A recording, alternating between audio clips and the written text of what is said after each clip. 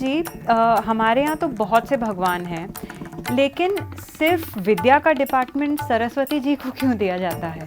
विद्वान और राजा में कभी तुलना नहीं हो सकती। विद्वत्वं च नृपत्वं च नैव तुल्यं कदाचन, स्वदेशे पूज्यते राजा विद्वान सर्वत्र पूज्य। राही जो थे वो स्पष्टवादी थे और अपने धर्मनिरपेक्ष राष्ट्रीय दृष्टिकोण के कारण लोकप्रिय भी हो गए थे। हमारे अंदर भी शिक्षा के भी दो स्तर हैं ना। एक तो वो शिक्षा जो हम स्कूलों कॉलेजों में पढ़ते हैं, और एक वो शिक्षा है जो हमें परंपरा से प्राप्त होती है।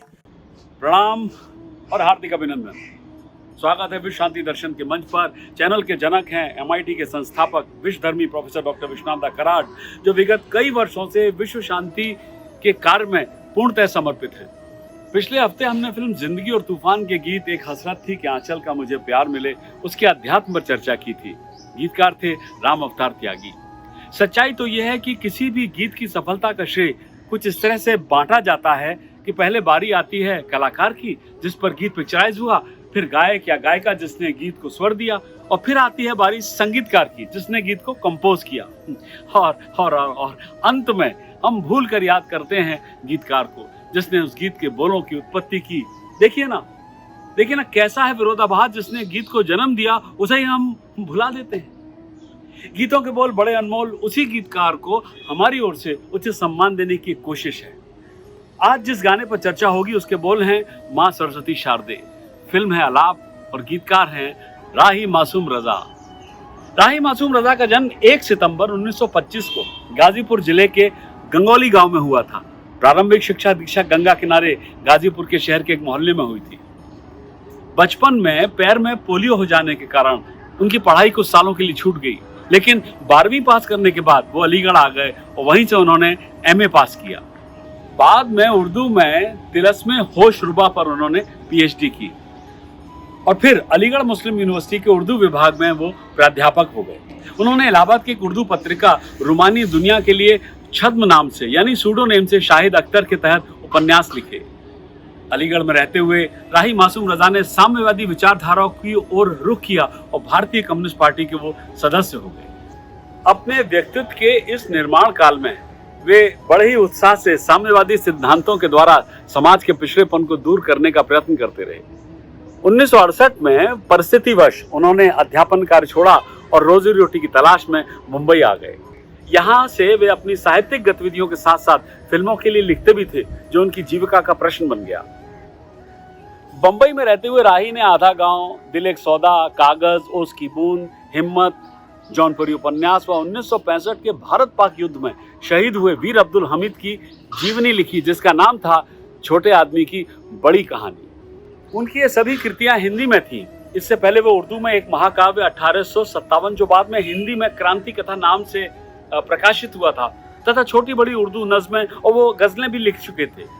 देखा जाए तो राही स्पष्टवादी थे और अपने धर्मनिरपेक्ष राष्ट्रीय दृष्टिकोण के कारण वो बहुत लोकप्रिय भी हो गए थे। डॉक्टर राही मासूम रजा के बारे में और अधिक मालूमात करेंगे उनके लिखे गीत माता सरस्वती शारदे के अध्यात्म पर चर्चा के बाद। चर्चा में भाग ले रहे हैं हर बार की तरह डॉक्टर सुनील देवधर और मानसी काटदरे। गीत के इस एपिसोड के लिए गाया है नीलाक्षी पेंढारकर जी।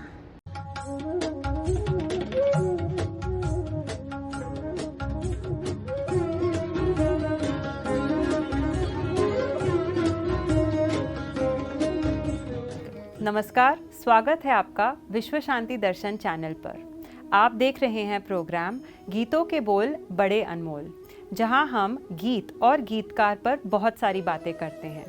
हमारे साथ जुड़े हुए हैं डॉक्टर सुनील देवधर जी। स्वागत है आपका विश्व शांति दर्शन पर। हमारा आज का गीत है फिल्म आलाप से, जिसके गीतकार हैं डॉक्टर राही मासूम रजा। तो चलिए सुनते हैं ये गीत।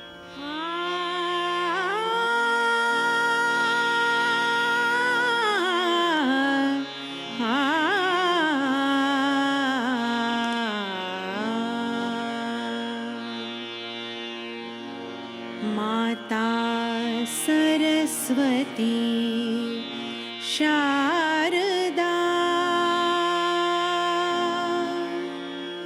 माता सरस्वती शारदा, हे माता सरस्वती शारदा, विद्या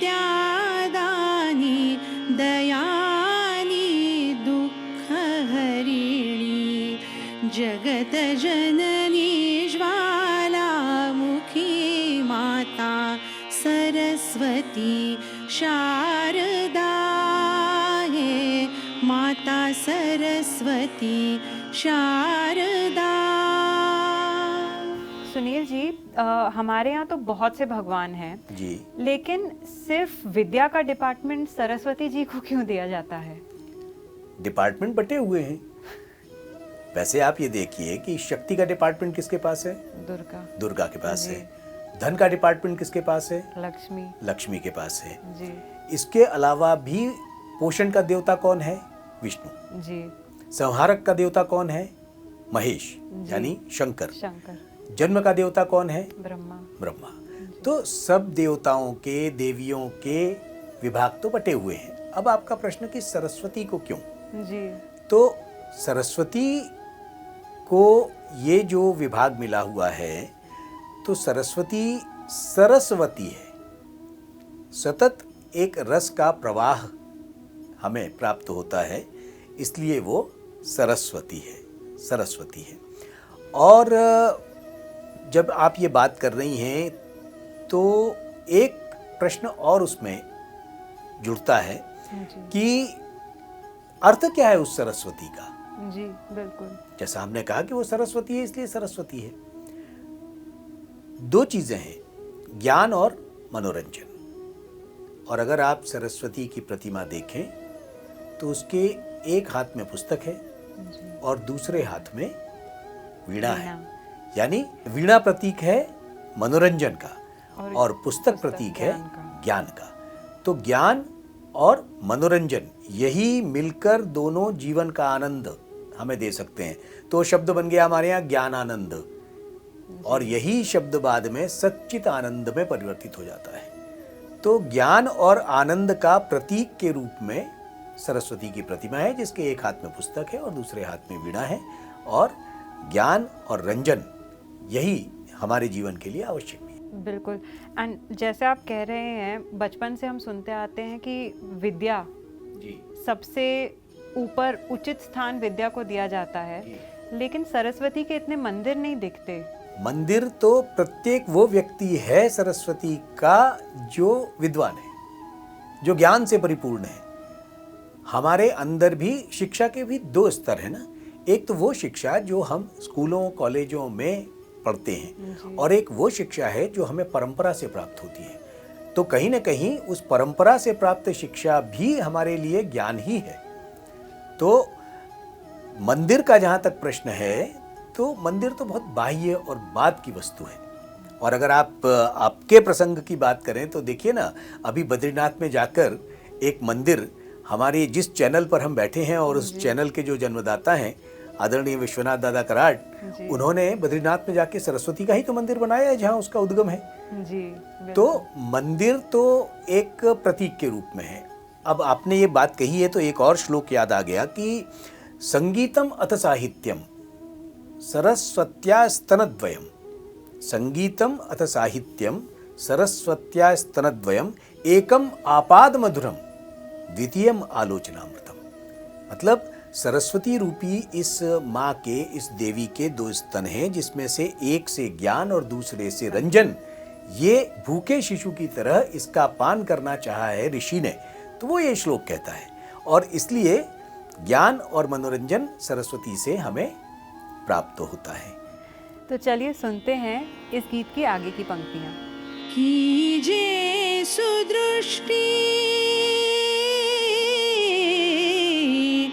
कीजे सुदृष्टि, सेवक जान अपना, इतना वरदान दीजिए, तान ताल और आलाप, बुद्धि अलंकार,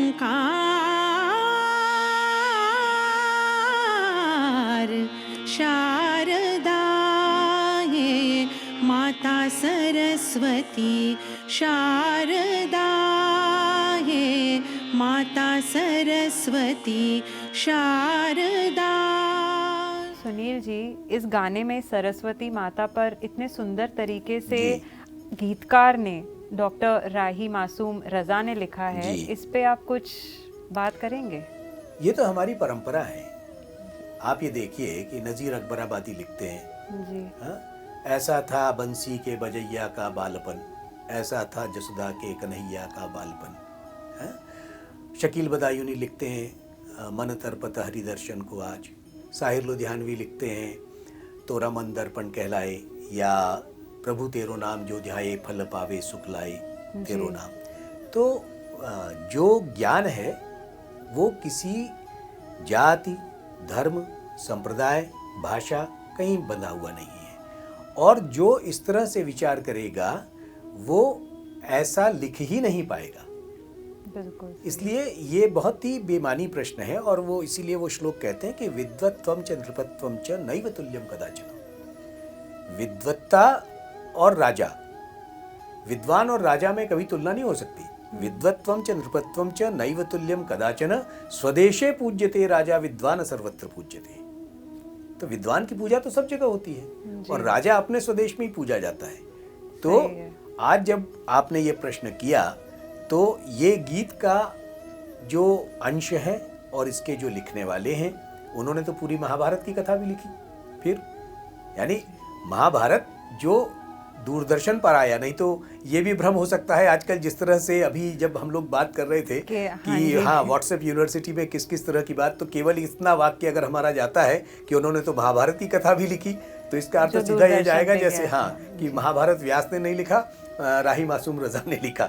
लेकिन वो जो सीरियल बना महाभारत, उसे उसके जो एडवाइजर थे वो भृंग तुपकरी थे, और महाभारत की कथा को दूरदर्शन के लिए जो लिखा वो राही मासूम रजा ने लिखा। तो ज्ञान की कोई भी न तो उस तरह से जाति है, न कोई धर्म है, न कोई भाषा है, और न कोई राष्ट्र है। जो भी मनुष्यता के हित में चिंतन करेगा वो लिखेगा। बहुत सुंदर। जाते जाते सुनील जी, आप मुझे बस इतना बताइए कि विद्या का हमारे जीवन में क्या महत्व है? विद्या ददाति विनयम, और विनय से मनुष्यता आती है। तो आप ये समझ लीजिए कि विद्या जिस समाज की अपेक्षा की जानी चाहिए, एक सुसंस्कृत समाज की, वो काम विद्या करती है। अब इसे विद्वान लोग तोड़ भी देते हैं जी। विद्या ददाति विनयम, और इस विनय के कारण ही मनुष्य को अपेक्षित समाज मिल सकता है जी। कि विद्या ददाति विनयम, और विद्या विनयेन शोभते, आभूषण है उसका। जी। विद्या विनय से ही शोभित होगी, लेकिन मजाक में लोग उसको कर देते हैं विद्या विनये न शोभते, क्योंकि विद्वानों को अक्सर अहंकारी भी देखा है जी, इसलिए बिल्कुल। वो अहंकार जब निकल जाएगा तब तभी विद्या आप ददाति विनयम वाली बात है। Thank you so much Sunil ji. इन्हीं शब्दों के साथ हम समाप्त करते हैं हमारा ये एपिसोड। देखते रहिए विश्व शांति दर्शन चैनल। धन्यवाद।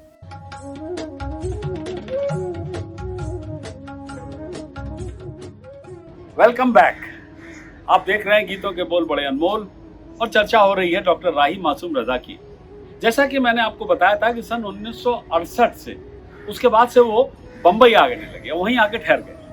अपनी साहित्यिक गतिविधियों के साथ साथ जीविका की समस्या हल करने के लिए भी वे फिल्मों में भी लिखते थे। मुंबई में रहकर उन्होंने 300 फिल्मों की पटकथा और संवाद लिखे, तथा दूरदर्शन के लिए, जी हाँ, दूरदर्शन के लिए 100 से अधिक धारावाहिक लिखे। उन्होंने दूरदर्शन के लोकप्रिय धारावाहिक महाभारत के संवाद और उसकी पटकथा भी लिखी।